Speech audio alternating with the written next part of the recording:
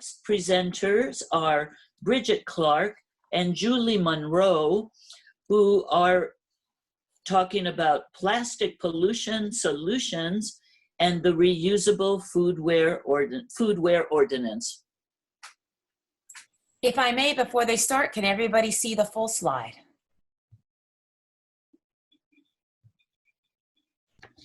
Yes. Yes. Thank you. This is Maggie, yes. Terrific. Good morning. Can everyone hear me? Yep. Fantastic. I'm here today with my partner, Bridget, this is Julie, to share what we have learned about single-use plastics and takeout food containers. Hopefully after this presentation, you will leave with a clearer understanding of what you can do as an individual and as a community member to help reduce landfill waste and support your towns to adopt a reusable foodware ordinance. In this slide, you see on the left, certified organic compost made by the lovely green waste that's from 100% recycled waste available from WM Earth Care at the Redwood landfill. On the right is an example of the excessive foodware pollution we're facing. Look at all those single-use coffee cups. Next slide. Our throwaway culture is leading to an alarming increase of plastics in our food, air, and drinking water. 80% of single-use plastics and trash that ends up in our ocean is from street litter. 1.3 million pounds of litter enters the San Francisco Bay every year. The bigger picture issue to us is the huge misunderstanding of what happens when plastic is recycled. Next slide, please. 120 billion disposable cups are used by Americans each year. None of these can be recycled, even though most of them, to the average person, look like a recyclable paper cup. Remember that first slide with all those coffee cups in the garbage. If these things are thrown in the recycling, the whole bin is contaminated and is thrown into landfill. According to a study published by the Journal of Science Advances in 2017, less than 9% of plastics have been recycled. The rest, so 90% roughly, is either burned or dumped into the landfill or spewed into nature and our oceans. The impact of the annual disposable cup habit in the US is, written below there, you can see it. It generates 2.2 billion pounds of waste. Look at all that water that's used, 35 billion gallons of water, 4 billion pounds of CO2, and then 11 million trees. That's just horrifying. So what can you do as an individual, you may ask? Use reusable containers as much as possible, starting with a coffee cup. Bring your own cup whenever possible. Next slide, please. This is Marin Sanitary Services Recycle Right program. There are thousands of variations of plastics, and most types of plastics cannot be recycled. Bridget and I learned that so many things we love and buy, such as berries, lettuce, pre-made meals that are in those clear plastic containers are not recyclable. Marin Sanitary said that trying to compost single-use cups is one of the most common mistakes people make. This leaves everybody wondering, what kinds of plastics are recyclable? What's acceptable in your recycling bin? 3 things: water bottles, large tubs like yogurt, and plastic laundry detergent bottles. Those are the only things that can go in your plastic recycling bin. Everything else goes into the landfill. And as you can see from this slide, takeout cups and foodware are commonly mistaken as recyclable, and they're not. This is where good intentions are wasted. Next slide, please. Julie, excuse me, you have 1 minute on your time. Got it. Bioplastics are not recyclable nor compostable in Marin. They are landfill. So bioplastics act like plastic in the ocean, breaking down into tiny pieces, then they're eaten by marine life. This is especially difficult as we see more and more bioplastic bags too that say that they're compostable, but they're not compostable in certified organic facilities such as Redwood landfill, where almost all of our green waste goes. In our research, Bridget and I found that it's confusing since there's so many products out there using bioplastics. I mean, look at this slide. They look like they're recyclable or compostable, and they even might say something like that. But they're not, and they go into landfill. Thank you for your time. I'm going to hand it over now to Bridget, who's going to talk more about these issues. Thank you. Hi, can everyone hear me? Yep. Oh, good.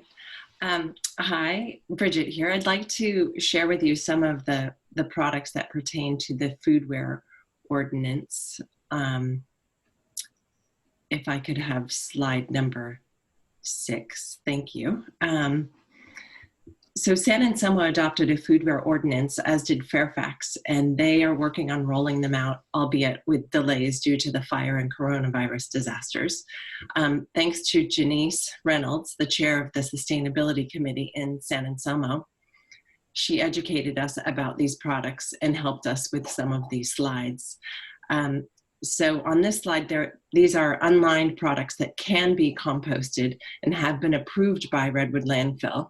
These contain PFAs and will be considered compostable according to the ordinance until there are replacements. And PFAs, if you're not familiar, are perfluoroalkyl and polyfluoroalkyl substances. They're called the sort of forever chemicals that are used in nonstick pans, flame retardants, and also in molded fiber food packages that are commonly used for takeout foodware. Next slide, please. Products are being made without PFAs, which are a better alternative. And here are some examples. These compostable PFA-free foodware products are for sale right now from vendors such as World Centrics and Vanguard and Footprint products. They appear more, it appears that there are more products coming out every day, which is great to have these alternatives that we need. Next slide, please. Oh, I think there's a wood plate. Yeah, that's it. These wood plates and utensil products are all compostable, and they comply with the Foodware Ordinance as well. The county is currently working on their version of the Foodware Ordinance, and ideally all Marin towns will adopt an ordinance in the future, and we wanted to share with you what the ordinance will look like. Next slide, please. The emphasis on the ordinance will be reusables are best, and dine-in is really the way to go, and bring your own whenever possible and when we're allowed to. People may ask, why does this matter? Because this can help lower greenhouse emissions that are used to produce these single-use plastics and disposables, and it will help reduce litter as well. Next slide, please. So here are the mandates for the county ordinance. The reusable foodware for dine-in will be mandatory. Food establishments must provide three containers like these ones in the slide for recycling, composting, and a landfill container. And next slide, please. And then the next parts of the ordinance will be all foodware and accessories must be compostable. And there will be a 25-cent fee for single-use cups, which must be on the receipt and menus. And customers who bring their own cup will not pay the 25 cents for a cup.